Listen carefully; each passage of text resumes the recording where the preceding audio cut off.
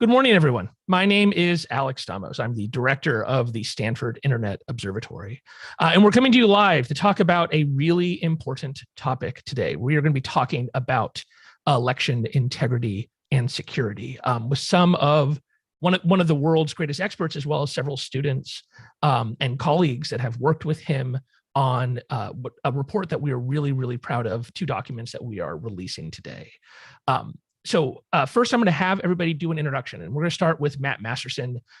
Just as a background, Matt is a non-resident fellow with us here at SIO and has, I think, some of the most comprehensive experience with election security of anybody in the United States, and we're incredibly proud to have him here and to have him lead this project. Matt, why don't you introduce yourself?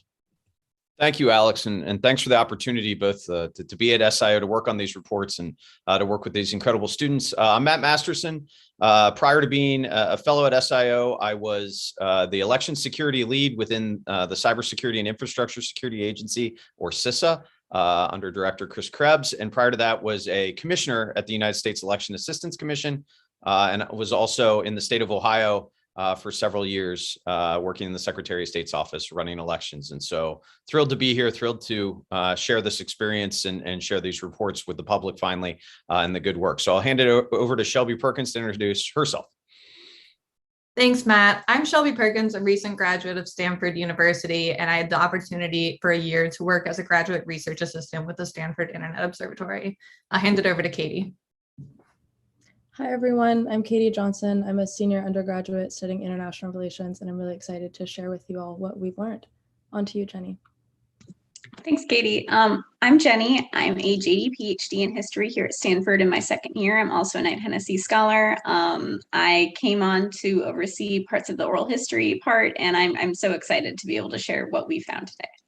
And I'd just add that Alex Zahir was also part of the team and a graduate student at Stanford throughout the course of making this, and very thankful for his good work on this as well. Great. Thanks, Matt. I just want to make a quick note. This is the kind of collaboration we're really proud to be able to host at Stanford, that we're able to bring in experts who have worked on the front lines of these issues like Matt, but then give them an opportunity to work with students with a variety of different backgrounds to do this work. So we're going to be talking about two documents today. We'll be popping up in the comment bar the link for it. If you ever want to find these reports or anything else from the Internet Observatory, you can go to io.stanford.edu.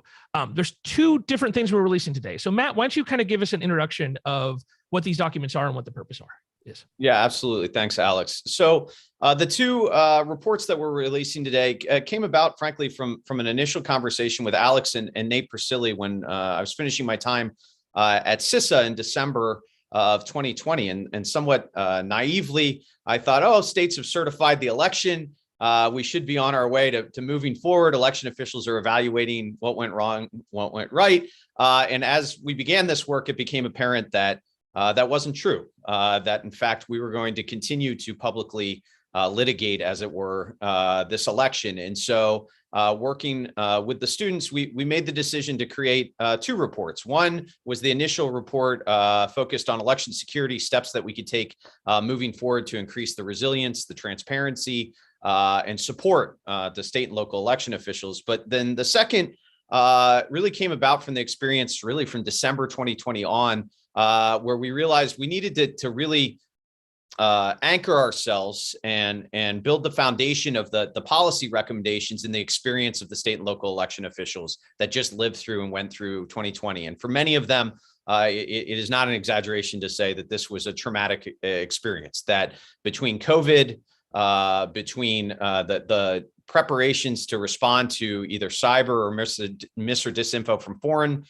sources, and then what we actually saw, which was largely domestic driven mis and disinformation, both in the lead up on election day and afterwards, that's well documented in the Stanford Election Integrity Partnership report, that we needed to capture and base ourselves in the experience of the election officials. So we created an oral history of the 2020 election, and are so grateful to the election officials that talked to us, that shared their experience, that were willing to work through, the emotions and the trauma that they went through, so that all of us could capture for history and for the purpose of hopefully bringing about better support to them, that experience. So the first is this oral history where we talk to election officials across the country, federal, state, and local. And then the second is a policy paper that takes those experiences, takes 2020 and really puts it in the change of operating environment, put it in the context of the change of operating environment that we've seen in elections.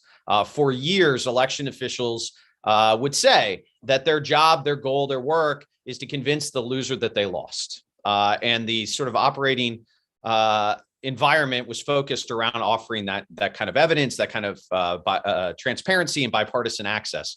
The reality is now that we see is that we're in an environment now where we have to assume the loser won't accept that they lost and offer the types of information, evidence, and narrative to voters such that they can accept the results of the election, even if the participants are actively attempting to undermine confidence or trust in that election. And so the policy recommendations we make and focus on really try to respond to that new operating environment and hopefully offer new or different suggestions around what could be done. So those are the two reports. Immensely proud and immensely thankful to you, Alex, for the opportunity to work on these and the students that I got to work with who were just absolutely amazing. Awesome. So Shelby, talking about those incredible students, Shelby, our recent alum, why don't you talk a little bit through the oral history? Thanks, Alex. For this oral history, we began our project last winter not knowing what the final product would look like. In our conversations as a group, we jokingly but also seriously contemplated everything from a podcast to a paper to a documentary to ultimately what you see today. What did not waver throughout our conversations, however, was our dedication and emphasis on hearing the voices of the election officials and others in the election community who played such a vital role in the 2020 election. In our first month, Matt graciously walked us through a history of recent election law, norms, and history, including important events that occurred before some of us were even born. We spent hours every week learning the intricacies of HAVA, asking detailed questions about voting machines, and understanding the nuances of individual state and local elections. By the time we began our interviews, we felt prepared for our task, yet over time, our questions became more pointed, playing off what we had heard from other officials, and maybe asking harder and more controversial questions than we would have dared in the beginning. However, the true strength in this project comes from the level of honesty and vulnerability each of the individuals we interviewed offered us. It was not unusual for parts of a conversation to become heated with anger or quiet with sadness, as the election officials recounted personal stories they perhaps never told to others. We arrived each day as students, and yet every individual respected us as if we were their peers, providing us insights into their lives and work, hopes, and fears. From our first interview, we knew this project was something special, and the opportunity to amplify the voices of those interviewed and countless others in similar roles was a North Star in our work, guiding each decision we made. We spoke with those focused on the state level, like Secretary Sagafsky, Secretary Benson, Secretary Wyman, Secretary LaRose, Secretary Bachbar, Secretary Sterling, Secretary Hobbs, and Megan Wolf, who each presented the challenges their states faced. We also zoomed in for a local lens, talking with Commissioner Al Schmidt, Supervisor Stafford, and Joe Gloria about how individual locations were often targeted. Lastly, we took a step back and asked questions of those at the national level, including Tina Barton, Director Krebs, Jessica Huseman, and Commissioner Hovland. There were also countless individuals behind the scenes, helping us as students understand processes, relationships, challenges, and successes, to whom we owe endless gratitude. We never wanted to speak for those we interviewed, knowing their words could better convey what they had been through and what the future may hold if changes aren't made. However, our interviews often resulted in us texting or slacking furiously afterwards about how amazing the individual was, how their stories had moved us, and how they had inspired us to continue asking more questions. In a larger sense, these interviews and conversations inspired us to continue working towards a more secure future, with the first step becoming securing elections. With rightfully galvanizing causes happening every day around the world, we could have spent our time focused on a number of other issues. However, our team consistently came back to how proud we were to focus on these individuals and their stories. We hope after reading the report, you feel the same way. Awesome. Thank you. Go ahead, Matt. So I think we're going to show some clips, right? Yep. Yeah, Shelby, I appreciate your words and the focus. We wanted to take a chance to share just a couple of the clips from the oral history and the experience that the election officials were willing to convey. So assuming I can get this right, which is always a question. So the first is Secretary Sagaski from Nevada, who was so kind with her time and her honesty about what she had experienced. So hopefully this works just fine. I was put on a hit list and used, they had a drone that looked at my house where it was located. They gave my address, my name, and they told me that I was lucky to have had Christmas with my family and that they were going to make sure that something happened to me when I stepped outside of my home. So every time I left home, I needed to say goodbye to my family because I wouldn't be seeing them again. Apologies for the interruption. The second is Al Schmidt, the Commissioner of Elections in Philadelphia, who shared his experience in Philadelphia. And the threats were mainly related to my children. Just making sure they're not around. So the threats were really targeting them, but they're really targeting us, my wife and I, by targeting them. I got some on my personal cell. She got some on her work email. So as you could see and hear, the experience of the election officials was traumatic and challenging. And throughout this, they talked about not just the threats, but how they responded and continued to both run the election and defend the election throughout all of that. Yeah, we put up the links. I do recommend everybody go and watch these videos.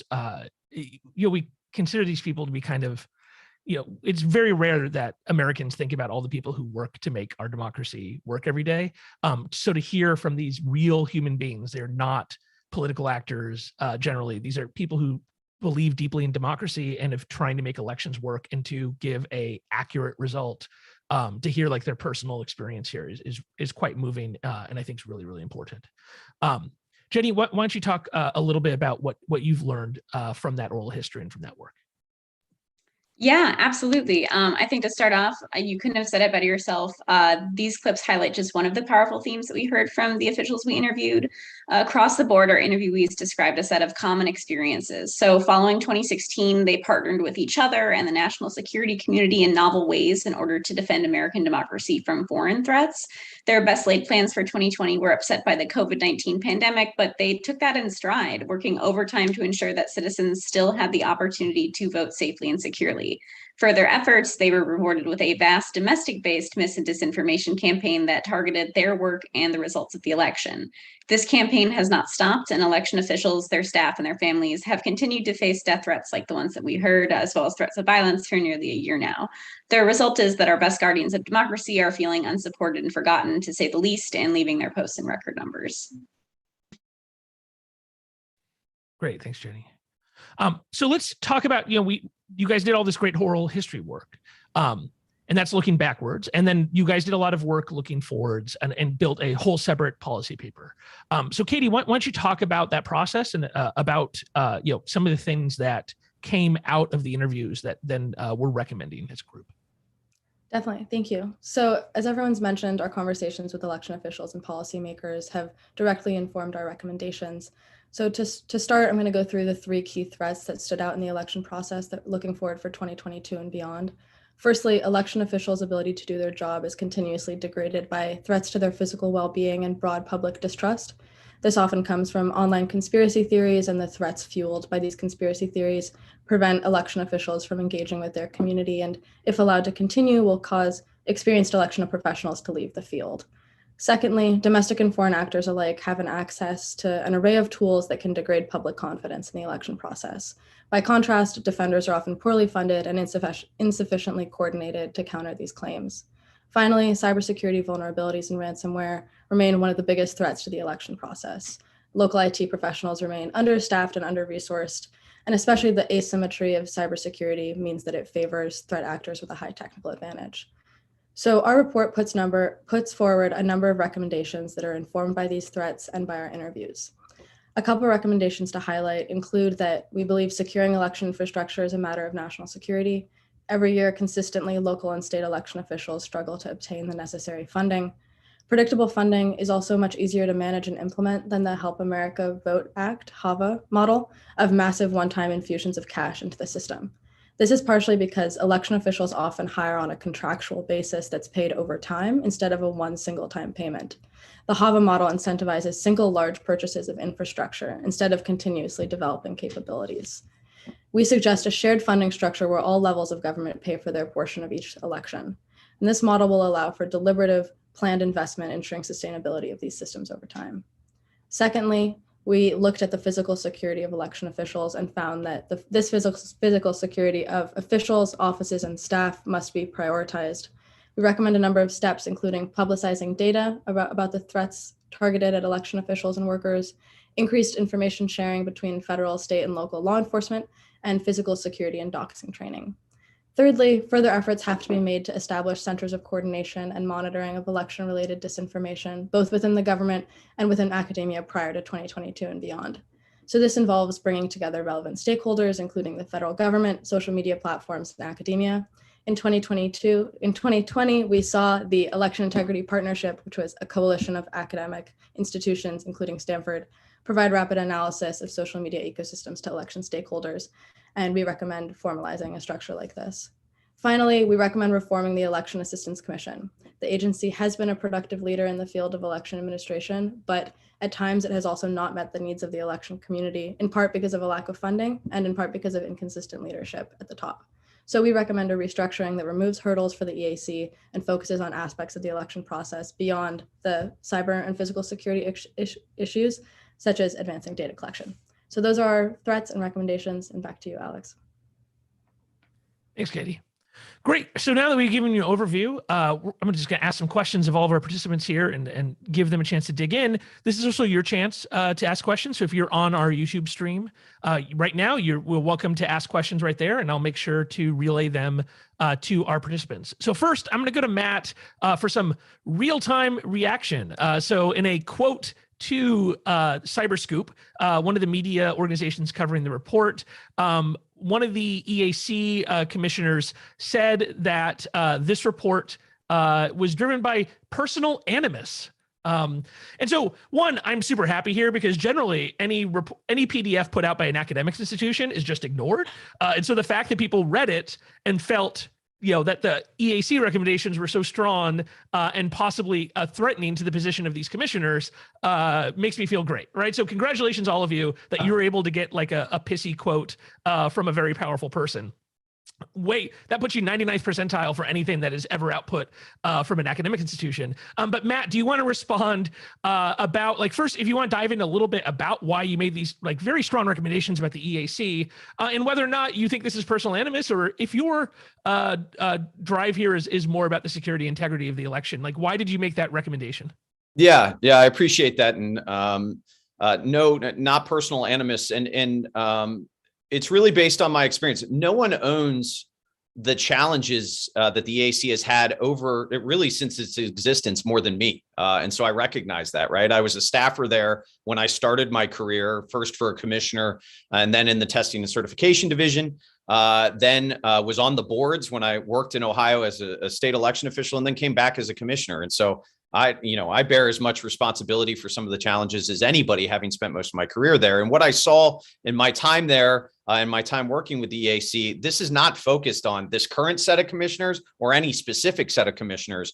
The reality is structurally, in my experience, in the experience in working and talking with election officials, structurally, the EAC is challenged because of the commissioners not being able to agree or having political challenges at the top that leaves the executive director oftentimes in a position to have to make some of the hardest decisions because the agency has to move forward. In addition, and in complete fairness to the EAC, one, they've had really good leadership at times from the commissioners and have had an incredible staff throughout the existence of the agency. The staff have done amazing work. But the turnover at the top with the commissioners, the lack of support for Congress from Congress is a huge part of this. Congress has at times attempted to eliminate the agency. I don't think that's appropriate. I believe the mission remains important, remains vital, particularly around the clearinghouse and the data collection that they do as part of EVES. But the political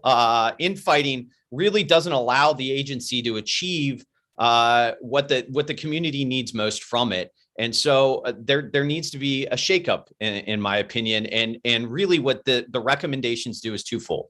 One, give focus back to their core mission of supporting election officials by allowing the EAC to not focus on the technical aspects, moving that to CISA, and allowing the EAC to literally focus on every other portion of election administration, accessibility, the nuts and bolts of administering elections, data collection, clearinghouse. That is so needed right now in this environment that we're operating in, and the EAC, has routinely been under-resourced to the point where if they can focus on those areas more and dedicate resources, that's critically important. Secondly, the commissioners moving the executive director to the leadership role and this is the core point, making them accountable to the election community through the HAVA created advisory boards, I think is critical. That accountability directly to the election officials in that way, as opposed to some of the political accountability that takes place, I think is critical. And so this is based on my experience at the EAC. Again, it is not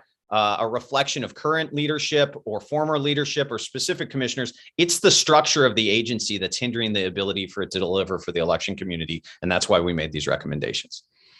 Great. Thanks, Matt. Jennifer, I'm going to turn to you to talk a little bit more about the oral history. So one of the questions that was asked was whether or not 2020 represented a peaceful transfer of power. I'd love to hear kind of what you got from the answers from all these election officials. Yeah, absolutely. That's a great question. It was actually that question in particular was one of my favorites that we asked. I think January 6th was kind of hanging over all of our heads when we went into this, and deciding whether or not to ask the election officials whether or not they thought that there was a peaceful transition of power sort of came about as like, isn't this an interesting question to ask them? Let's see what they say. And then we found that all of their responses were incredibly interesting. The vast majority of people said, no, there was not a peaceful transition of power. Oftentimes it was a very emotionally charged question. It was very emotional when they spoke about it, which makes sense because I think a hallmark of the American political system is that we've always had peaceful transitions of power. And if we didn't have one in this election, what does that mean for us now and in the future? There were a handful of other people who were a bit more ambivalent. Sometimes they would say no, but the institutions held, or they would say yes, but then within the actual answer and their description of January 6th and the events after, there was more, maybe there wasn't a peaceful transition of power.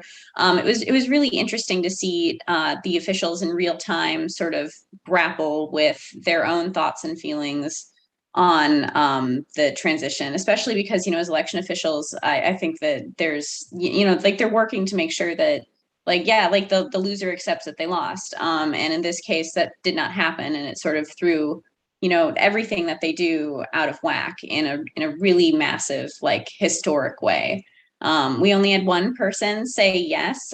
He's in the report. His discussion is also really interesting. I would say that regardless of how people answered, it said so much about this particular moment in American history, where we are right now in a way that maybe we aren't necessarily talking about all the time. And then also, speaking as a historian, it was important for me to be able to capture the way that people are feeling right now for posterity. Great. Thanks a lot, Jennifer. Yeah, I am really glad that we got these folks on record in their own voice answering some of these things. It's a lot more, I think it's a lot more impactful when you hear them answer that kind of question in their own voice than when you see it in black and white in a quote somewhere. Shelby, I'd love you to talk a little bit about the report and the misinformation responsibilities. Matt's talked a lot about kind of the core information security responsibilities and how that should be organized. But why don't you talk about how election misinformation, disinformation is currently handled in the government and where we think that needs to go? Absolutely. That's a really great question. So part of what I think our report lays out is that there are not easy fixes for this problem right now. And anyone proposing just a simple solution, it's not gonna work. What we talk about is establishing a center of excellence, for example, within CISA to look at mis and disinformation, particularly around elections. We can't keep approaching this problem just when elections are popping up in the few months beforehand and hoping that we have the answers and can figure it out quickly. This needs to be an ongoing studied problem with some experts leading the way and working across different industries, including the private industry, including academia, including the federal government and local and state governments. Personally, coming from an interdisciplinary background, I believe we only come to the best solutions when we have different backgrounds and different minds coming together to find these solutions. Any solution that says one industry will have a better approach than another and therefore we don't need this other background is not going to succeed. And I think that's the only way that we can be able to do this. And that is pretty much what we lay out in our report with some more details. Great. Yeah. I mean, it is fascinating. This is a real challenge, I think, with all of the current kind of legal structure. So Katie, why don't you talk a little bit about the timeline of these recommendations? So, some of these things are talking about numbers like 2027, which to me is like a Jetsons, like at the speed at which our lives are moving and like every day feels like a week. That 2027, I'm going to have a backpack.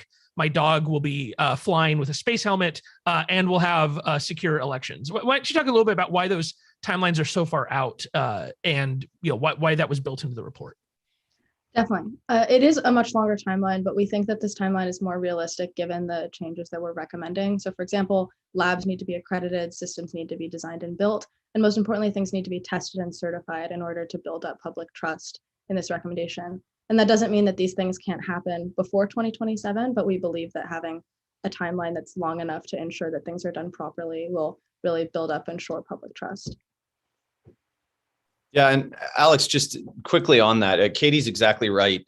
And despite my apparent personal animus, EAC's done a good job laying out some possibilities for what the timeline of the rollout of VBSG 2.0 looks like, how it could be implemented. They talked about it yesterday at a technical guidelines development committee, which I thought was a good discussion. What this attempts to recognize, frankly, is from my experience, how long it actually takes to build to a new standard. This standard is a drastic change from the prior, which is a good thing, a positive, but it takes times for the labs to be accredited, the labs to actually begin testing, the systems to be built. And so sunsetting previous versions before they're ready leaves state and local officials holding the bag where they either have to move forward without certified systems, which I don't think we want to see, or quickly keep older systems longer than they should. And so again, there's no reason you couldn't submit a VBSG 2.0 system to the labs once they're accredited earlier than 2027, but sunsetting the prior set of standards too early is going to leave state and local election officials in a position where they're going to modify really old systems, perhaps unsupported systems, which is something we talk about in the report, as opposed to allowing them to have a planned, phased approach. And it's a mistake that was made, frankly, after HAVA and the implementation of the 2005 VVSG that I would hope not to see repeated. And I do think the EAC is being incredibly thoughtful about this. Yeah, well, let's talk about, you're talking about labs and certification. I think one of the really interesting questions here is, what is the relationship between, we're going to have computers involved forever in elections, right? We're not going back to all paper. As you and I have discussed, one of the miracles of 2020 is that several of the critical states got rid at the last minute of their DRE systems, their non-paper trail systems. And so paper is definitely an important part, but we're still going to have computers, and computers being created by humans are going to have software that is fallible. What should the relationship be here between kind of the legitimate security research community and election officials and election manufacturers? I think we have this interesting problem where you have people pointing out totally legitimate flaws, but then their output is used and framed up as the existence of a flaw is not mean that flaw was actually exploited in the wild. It is something that needs to be addressed, but it is not the sign of some kind of grand conspiracy. How do we have kind of an open, honest discussion about the security of these systems while also not setting the stage for these big lies that are powered by legitimate research? Yeah, this is a big area for us, and I want to throw some thanks to Jack Cable, who's a student at SIO and has really led with the election community on tackling this issue, along with Bo Woods and many of the state CIOs within the Secretary of State's office.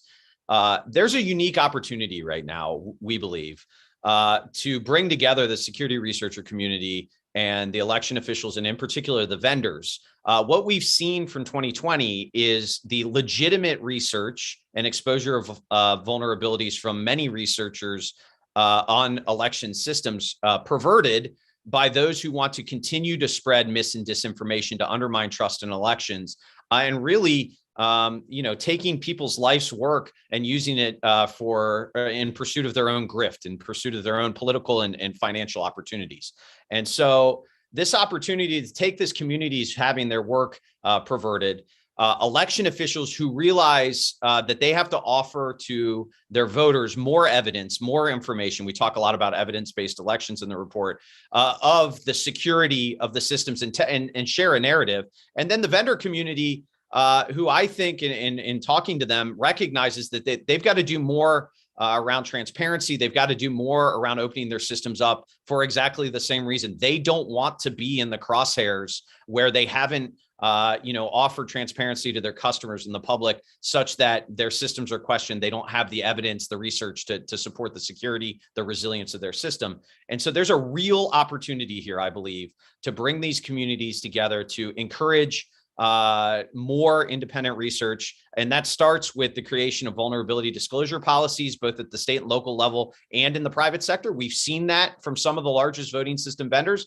We've seen that in some states, with states like Ohio and Iowa leading the way with vulnerability disclosure policies. And then the second is a recognition from the security researcher community that they've done a good job making this a national security issue. That has been important, but the approach needs to change, and it needs to become a collaboration with the election community to really, one, give meaningful access to the systems, and then two, have responsible disclosure of those vulnerabilities in coordination with the state and local officials and vendors, so that we can talk about what does it mean that we found this vulnerability, what are the controls that election officials have put in place to manage that vulnerability, and how does the process work so that we can mitigate it from a technical side, which in many cases with voting systems includes recertification or update to certification of the system. So there really is a huge opportunity here that I would like to see the communities together take to improve the resilience of elections. Great. Thanks, Matt. So we're going to start wrapping up. I'm going to start with going to each of our students, and I'd love them to talk a little bit about what they personally took away here, and what how this has changed doing this work, of how they look at 2022 and 2024. So I'll start with Shelby. What did you learn here, Shelby, and how do you see, like, personally, what's something that you're going to be doing coming out of this? One of my biggest takeaways is that I need to peer pressure more of my friends to get involved in elections. Talking with election officials has taught me so much about how our systems work and the people making those systems work, that I left this project feeling so much better about our election processes.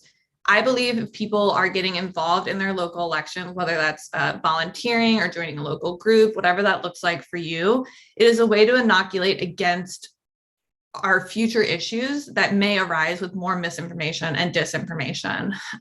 So I'm just going to keep peer pressuring my friends, honestly.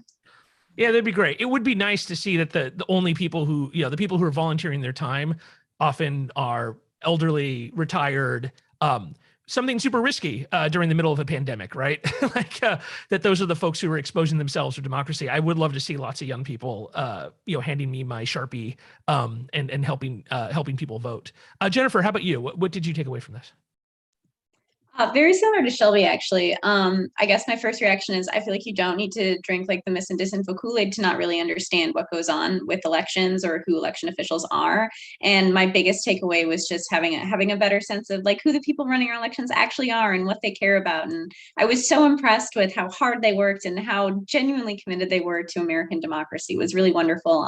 I also left feeling better about our election processes, which seems counterintuitive given all of the issues that we lay out in the oral history and the policy report. But I also got the sense that the people working in this area were genuinely committed in a way that I rarely find in any other space. I also felt like there was maybe more that I could personally do in this space. So, I'm really early on in my graduate education here, and it definitely sort of opened up this door as something that I might be interested in the future for myself. Great. And Katie, how about you? Yeah, I had two somewhat intertwined takeaways. The first was that elections don't stop. The vast majority of the American public thinks about the election maybe every other year, maybe every 4 years. But for election officials, this is what they do every single day. And we kind of have the luxury of not thinking about it as much. And the second takeaway, which is kind of intertwined, is that the world of election officials and election policies is not as siloed as I once thought it was, but it's really integrated into things like cybersecurity and national security and the way we think about infrastructure. So combining those two. Great. Matt, I'm going to give you the last word. We have an election coming up not that long from now. What realistically would you like to see happen before 2022? So I get some predictions. That would be great. Yeah. So I'll start with what I think could be done. And we lay it out in the paper. We made a ton of progress from 2016 to 2020 on the election security front. The state and locals just poured their heart and soul into securing the election. We saw the results of that in 2020. It was the most secure election in American history, in large part because of the work that they all did to carry that out, including implementing paper ballots, additional audits, network security measures, all of that. But there's still a long way to go. And so two of the things that I think could be done quickly before 2022 is one, expanded services from CISA to help reach that last mile. So 8,800 election jurisdictions approximately in the United States, many of them are mid to small who have little to no IT support at all. And so CISA, we began doing that with things like Crossfeed, which was a success in kind of scanning and looking for their vulnerabilities. We've got to continue to push to that last mile in coordination with the states to really provide them meaningful, proactive support. Instead of making them sign up for services and then going out and issuing a report, what can we be doing proactively to reach them? We lay out a number of steps that both CISA and the EI-ISAC can take, including shoring up email, which seems so trivial, but it is one of, if not the top way that we see networks accessed and cyber incidents take place in state municipal governments. And there are steps that we could take now. I was really pleased to see, for instance, Google pushing towards multi-factor authentication for their email systems. I'd like to see every election jurisdiction behind the .gov, all of that. As far as sort of what I see, I'm an optimist, as the students will tell you. We talked about this a lot. I am pessimistic and worried. We are in a downward spiral, as I think my former boss, Chris Krebs, said the other day, in that right now the incentive structure is one in which that pushes towards mis and disinfo, undermining confidence in pursuit of political goals or financial gain, not accepting results. There's been very little consequences for doing these things. There has been very little repercussions for those who have persisted in doing that. If we don't bring about accountability on this, if we don't fully support with the funding structure that we propose in the document, which is support not just from the federal government, which gets a lot of the conversation, but each layer, federal, state, local, paying their own way on elections, we're going to be in a place where the campaigns are more sophisticated. Again, we're talking about Italian satellites and bamboo ballots in this case. It's going to be more sophisticated in 2022 and 2024. And we haven't had accountability or supported election officials, both physically, cybersecurity wise, and resource wise. If we don't step up now and have a meaningful plan and pushback and accountability, I'm very worried what the campaign looks like in 2022 and 2024 because of the incentive structure. Great. And on Yeah. that note, that happy note, I'd like to thank all of our participants today. Again, this is incredibly important work. I'm really proud that Matt, you were able to come to SIO and do this work. And I'm so glad that we had students that could support and work with you on this. You're not going to, this is not the last you're going to hear from us. We're going to be doing a lot of work on election security coming up in 2022 of setting up kind of the same kind of or some enhanced disinformation and security work for the upcoming election. So you'll hear from us. If you're looking for these reports, you can go to io.stanford.edu. Something you wanted to add, Matt? No, I just wanted to thank you, honestly, you and Nate Persili for giving me the opportunity and to work with these incredible students. You know, it's not a surprise, but the students led and drove this project and were so curious and driven to get to the answers. And I'm just super, super thankful to you and Nate for allowing me to do this. Yeah, we are incredibly lucky to work with these students, even if they make me feel incredibly old with their inability to get 80s pop culture references. We had a lot of conversations about how old I am. Yeah. Yeah. Right. To them, we're like 112. It's kind of amazing. Yeah. I'm pretty sure they have grandparents, but I guess it's just like a different, anyway. Okay. So thank you very much. io.stanford.edu if you want to read this stuff, and look to our Twitter and to Matt and the rest of the students for more writing on this. Thank you very much.